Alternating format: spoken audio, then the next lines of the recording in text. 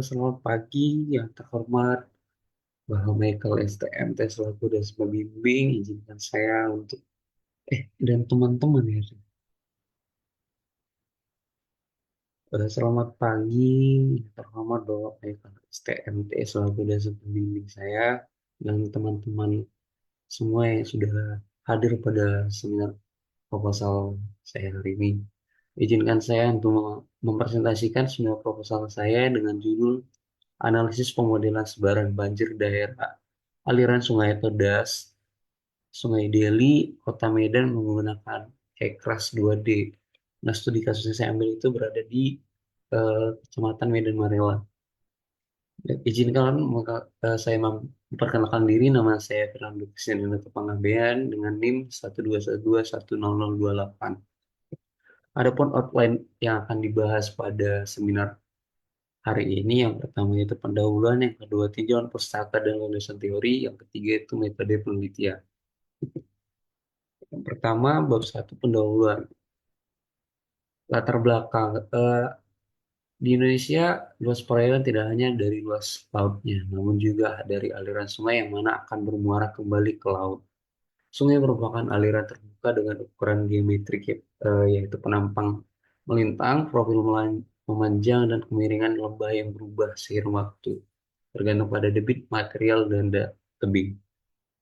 Aliran sungai yang mengalir secara terus-menerus dapat mengakibatkan erosi atau pengikisan di bagian tebing-tebing sungai.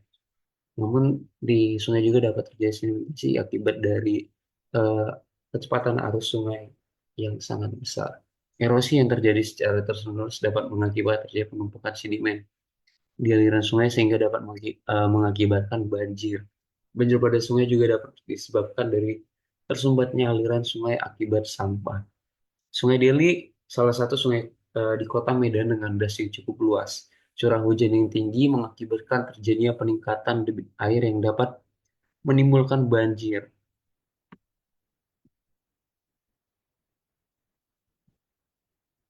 Akibat banjir dari sungai tersebut dapat memberikan dampak buruk untuk masyarakat sekitar Sungai Deli. Salah satunya itu berada di Kecamatan Medan Marelan, Kota Medan, Sumatera Utara.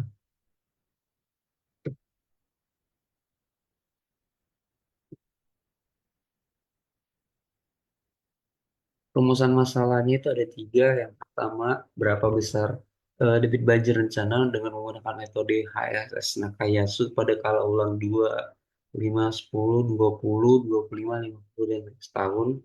Yang kedua, bagaimana peta sebaran banjir dari Sungai Deli menggunakan software HECRAS 2 dimensi. Yang ketiga, bagaimana distribusi kedalaman banjir di Sungai Deli terhadap daerah yang terdampak. Ruang lingkup eh, ruang lingkup yang saya ambil itu yang pertama analisis distribusi jam-jaman pada penelitian ini menggunakan metode alternating block method atau ABM. Yang kedua, pemodelan sebaran banjir yang menggunakan software HECRAS 2D. Kemudian penelitian ini menggunakan metode HSS Nakayasu dengan menghitung debit rencana pada kala ulang 2, 5, 10, 20, 25, 50, dan 100 tahun. Analisis curah hujan wilayah menggunakan metode aljabar dengan data curah hujan hanya 10 tahun pada tahun 2012 sampai 2021. Kemudian ada penelitian ini dilakukan pada Sungai Deli yang berlokasi di Kecamatan Medan Marelan, Kota Medan, Sumatera Utara. Yang terakhir, delineasi daerah sungai, aliran sungai atau das di Sungai Deli menggunakan bantuan software ArcGIS. Tujuan penelitian saya ada tiga, yaitu mengetahui besar debit banjir rencana dengan menggunakan metode HSS Nakayasu pada kala ulangan pada kala ulang 2, 5, 10, 20, 25, 50 hingga 100 tahun. Kemudian yang kedua ada yaitu mengetahui sebaran banjir dari Sungai Deli menggunakan software HECRAS 2 dimensi. Yang ketiga mengetahui distribusi kedalaman banjir di das Deli terhadap daerah yang terdampak. Manfaat penelitian saya, tujuan manfaat penelitian saya itu yang pertama buat pemerintah, ya semoga penelitian berguna sebagai bahan pertimbangan khususnya pemerintah Kota Medan untuk tahun yang akan datang guna mengetahui dampak banjir yang terjadi pada daerah yang menjadi tempat penelitian ini sehingga dapat melaksanakan mitigasi. Yang kedua itu bagi institusi, manfaat ini bagi institusi pendidikan itu berguna sebagai salah satu dasar dari penelitian lebih lanjut untuk mengembangkan keilmuan khususnya dalam bidang rekayasa sungai. Yang ketiga bagi masyarakat, eh, bermanfaat bagi masyarakat untuk hasil penelitian ini sebagai pengembangan dari teori-teori yang ada dengan mempertimbangkan kesejahteraan khususnya di daerah Sungai Deli, Kota Medan. Bagi peneliti, manfaat ini dapat sebagai agar dapat mampu mengetahui besarnya debit banjir dan pemodel dampak dari debit banjir pada daerah Sungai Deli, Kota Medan sehingga dapat melakukan pencegahan dari dampak banjirnya. Sistematika penulisan, yang pertama pada bab satu pendahuluan itu ada latar belakang penelitian, rumusan masalah, ruang lingkup, tujuan penelitian, manfaat penelitian, serta sistematika penulisan laporan tugas akhir. Yang kedua ada tinjauan pustaka dan landasan teori, itu membahas tentang kajian dan teori dari berbagai sumber yang akan menjadi landasan dari eh, proposal saya nantinya. Yang ketiga itu ada pada bab tiga metodologi penelitian yang digunakan itu membahas metode penelitian yang digunakan, lokasi penelitian, teknik pengumpulan data, teknik analisis data, serta diagram alur penelitian. Yang keempat itu adalah hasil dan pembahasan yang merupakan bahasan dari rumusan masalah. Yang kelima, kesimpulan itu berisikan kesimpulan dan saran dari penelitian. Yang kedua, bab 2 tinjauan pustaka dan landasan teori. Tinjauan pustaka, saya mengambil 5 jurnal dari terdahulu, di mana yang itu dari eh, Saudara Matondang Mulia dan Faisal tahun 2022 dengan judul Analisa Area Genangan Banjir Sungai Babura berbasis Sekras dan JIS. Yang kedua itu Husni tahun 2017 dengan judul Tinjau Pustaka Analisis Permasalahan Pengelolaan Sungai Deli, eh, atau Problem Analysis of Daily River Management. Yang ketiga itu ada Himawan Indrawan dan Siregar tahun 2018 dengan judul Analisis Neraca Air Lahan pada Jenis Tanah yang Berkembang pada Daerah Karts di Kecamatan Parigi, Kabupaten Muna, Sulawesi Tenggara. Yang keempat itu ada Jeffrey tahun 2019 dengan judul Studi Pemetaan Daerah Genangan Banjir Das Seis Kambing dengan Sistem Informasi Geografis. Yang terakhir itu ada Arigan tahun 2020 dengan judul Analisis Debit Banjir Rencana Sungai Deli di Kecamatan Medan Johor. Landasan teori. Sungai merupakan salah satu wadah tempat berkumpulnya air dari suatu kawasan air permukaan atau air limpasan mengalir secara gravitasi menuju tempat yang lebih rendah. Aliran sungai merupakan sumber air yang paling dominan untuk memenuhi kebutuhan di manusia sehingga sungai tersebut seharusnya diusahakan kelestariannya yaitu salah satu dengan mengusahakan agar kapasitas penampung sungai tetap stabil dari endapan sedimen. Berikut merupakan karakteristik dari sungai itu ada kali kecil dari mata air dengan luas dari 0 sampai 2 kilometer. Yang kedua dengan lebar sungai 0 hingga 1 meter, ada kali kecil, sungai besar dan sebagainya. Untuk eh, landasan teori yang kedua itu ada analisis hidrologi. Ini adalah metode yang saya gunakan untuk mengolah datanya nantinya. Yang pertama itu ada menghitung curah hujan wilayah. Curah hujan adalah jumlah jatuhnya air hujan di permukaan tanah dalam periode tertentu yang diukur satuan milimeter di atas permukaan horizontal. Data curah hujan dan debit merupakan data yang sangat penting dalam perencanaan. Analisis data hujan dimaksudkan untuk mendapat besaran curah hujan. Ada beberapa metode yang dapat digunakan seperti berikut. Itu ada eh, rata distribusi aljabar, rata distribusi Polygon Pearson, serta rata distribusi Sawyer. Dapat dilihat pada gambar bentuk-bentuk dari distribusi. Kemudian ada analisis frekuensi, di mana analisis frekuensi itu adalah berulangnya curah hujan baik jumlah frekuensi persatuan waktu maupun periode ulangnya. Dilakukannya analisis frekuensi ini untuk menganalisa frekuensi curah hujan ini dapat menggunakan beberapa metode sebagai perbandingan. Ya, ada empat. Yang pertama itu distribusi normal, di mana distribusi normal sering digunakan untuk menganalisis frekuensi curah hujan serta menganalisis statistik dari distribusi hujan tahunan dan debit rata-rata tahunan. Untuk eh, parameter dapat dilihat pada gambar dengan keterangan XR itu curah hujan rata-rata, SX itu simpangan baku, CS itu koefisien skenario, CK itu koefisien kurtosis, CV itu koefisien variasi. Kemudian ada distribusi log normal, yang dimana distribusi normal merupakan hasil transformasi dari distribusi normal, yaitu dengan mengubah varian X menjadi nilai logaritma varian X. Untuk rumusnya dapat dilihat pada gambar dengan keterangan di sini XR curah hujan rata-rata, SX simpangan baku, CS koefisien skenario, CK koefisien kurtosis, CV koefisien variasi, lalu ada XI itu data curah hujan, dan yang terakhir N itu banyaknya data. Kemudian ada distribusi Gumbel, di mana Gumbel ini digunakan untuk analisis data maksimum. Misalnya untuk analisis frekuensi banjir. Distribusi Gumbel mempunyai koefisien kecondongan atau koefisien Snell dengan nilai 1,139 dan koefisien kurtosis dengan nilai harus lebih kecil daripada 4,2. Kemudian ada distribusi Log 3. Eh, Distribusi ini digunakan untuk analisis panjang hidrologi dengan nilai varian minimum. Misalnya analisis frekuensi distribusi dari debit minimum atau low flows. Distribusi Log 3 ini mempunyai koefisien kecondongan tidak sama dengan nol.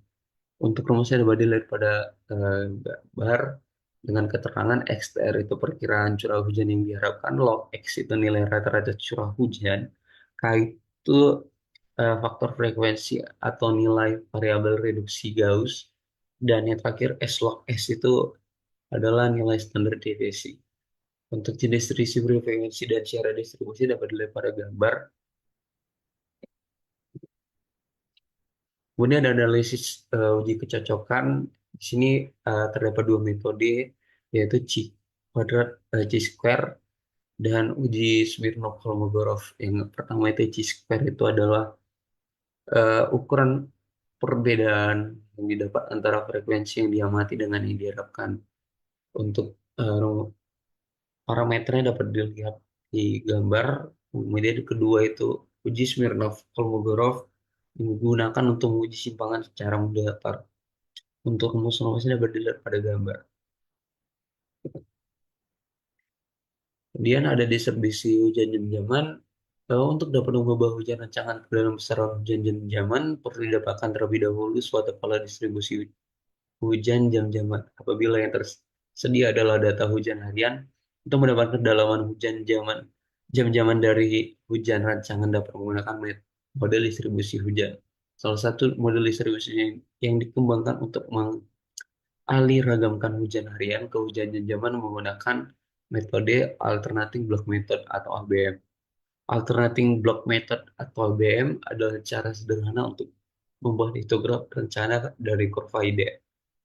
Untuk rumusnya dapat dilihat pada gambar dengan keterangan P itu kedalaman hujan pada jam ke dengan satuan milimeter, delta P itu bobot massa jam ke dengan satuan milimeter, udah ada delta P juga persentase kedalaman hujan dalam bentuk persen, PT itu sebaran hujan jam-jaman dalam satuan milimeter, kemudian yang terakhir T itu adalah jam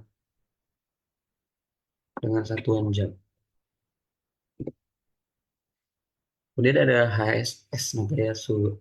HSS itu sendiri adalah hidrogen satuan sentetis yang digunakan untuk memperkirakan debit banjir yang terjadi pada suatu daerah atau daerah aliran sungai atau DAS berdasarkan data karakteristik DAS.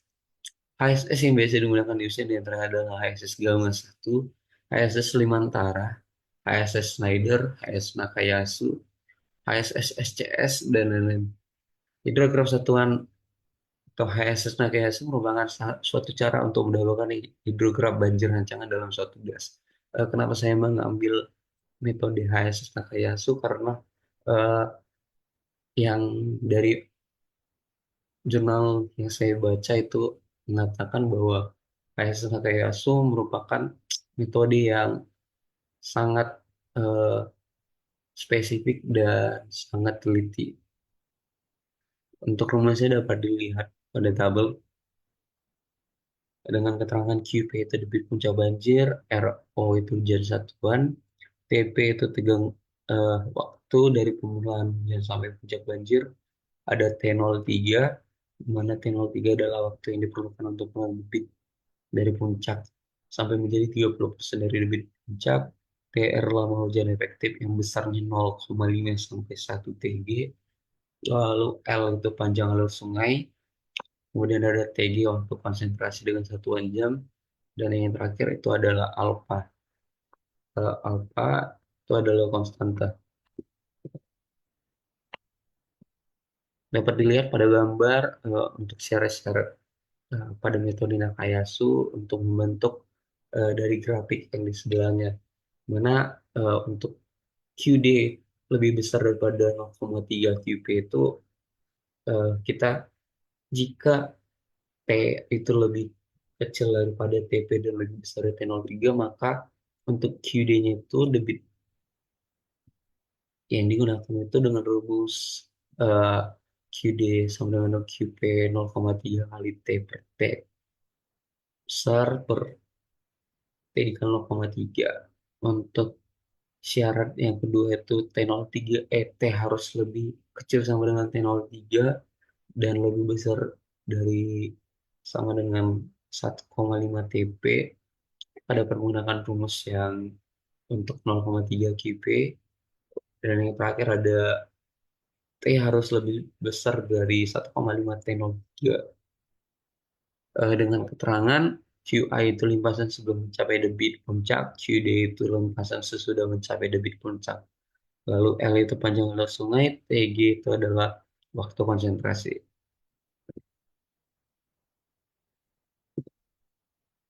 Dan ada analisis hidrolika, di mana eh, hidrolika merupakan ilmu terapan yang mempelajari sifat mekanis fluida seperti aliran air secara mikro maupun makro.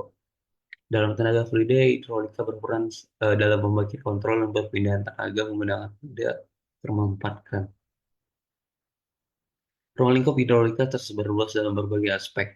Disiplin teknik mencakup konsep aliran tertutup, pompa, turbin, pengukuran aliran, terbuka seperti selokan, sungai sampai ke perencanaan bendungan. Analisis hidrolika merupakan perilaku air di sungai, saluran air, dan lingkungan perairan lainnya.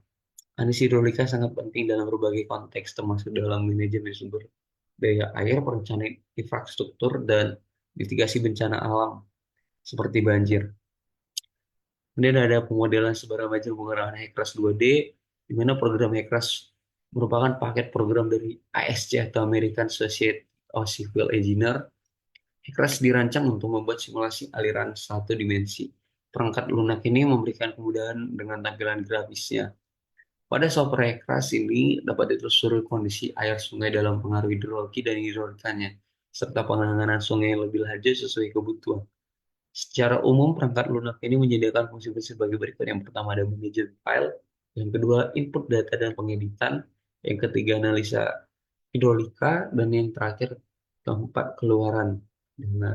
Dapat berbentuk tabel, grafik, dan gambar. Pemodel Express sebar banjir menggunakan Express 2D dapat dilihat. Yang pertama itu geometri sungai. Untuk memulai pemodelan banjir di Express perlu mengumpulkan data mencakup seperti profil lintasan sungai, lebar sungai, elevasi dasar sungai, dan informasi lainnya. Yang kedua, pemilihan aliran HECRAS dapat memilih kondisi aliran seperti debit aliran, curah hujan, pasang surut, dan yang digunakan dalam pemodelan banjir. Debit aliran dapat digunakan sebagai input dalam simulasi banjir untuk memprediksi tinggi muka air dari berbagai titik sepanjang sungai. Yang ketiga, analisis hidrolika. Setelah mengkonfigurasi geometri sungai dan aliran, HECAS akan melakukan analisis hidrolika untuk memprediksi tinggi muka air dan kecepatan aliran di berbagai titik di sungai selama banjir. Pemodelan banjir HECAS dapat digunakan untuk memodelkan berbagai jenis banjir, termasuk banjir alam, banjir akibat hujan lebat, dan banjir akibat banjir bandang. Yang ketiga, metode penelitian. Untuk lokasi penelitian itu sendiri eh, berada pada Kecamatan Medan Marela, Kota Medan, Provinsi Sumatera Utara dengan koordinat 3 derajat 41 23,04 dan dapat dilihat pada gambar. Untuk pengumpulan data sendiri, data debit pada satu das terkadang tidak tersedia sehingga diperlukan analisis data karakteristik das untuk mengetahui besarnya nilai debit tiap tahunnya dengan metode HSS Nakayasu. Kemudian ada pos hujan yang menggunakan pada proposal penelitian saya ini yaitu stasiun BMKG Sampali Kota Medan dengan kurun waktu 10 tahun. Kemudian ada peta rupa bumi Kecamatan Medan Marelan Kota Medan Sumatera Utara yang dapat di-download di Google. Kemudian untuk metode analisis data yang digunakan dalam penelitian adalah analisis curah hujan wilayah dengan metode aljabar, kemudian ada analisis frekuensi, mencakup uji dispersi, analisis distribusi, uji kecocokan, kemudian ada intensitas curah hujan dan analisis hidrograf menggunakan ABM, serta metode analisis hidrograf banjir.